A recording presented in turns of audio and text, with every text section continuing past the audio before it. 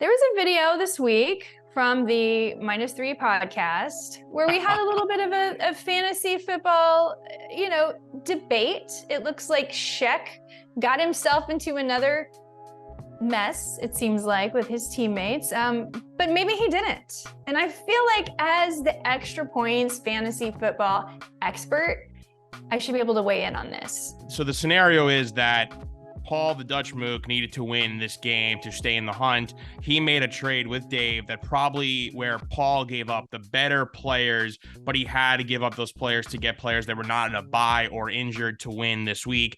He did that. He won the game, had a huge amount of numbers from those three players. I believe the trade was giving of Jahmyr Gibbs, David Montgomery, and Ayuk for Brian Robinson, Michael Pittman, and it was Rashad White. Now Mook won the game. He stays alive in his league.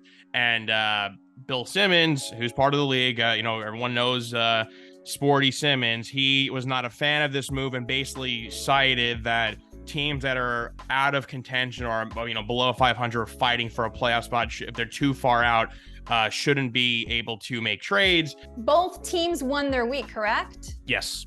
So it was a perfect trade. Yes. It was a perfect trade. Both teams got exactly what they wanted. No one was taken advantage of.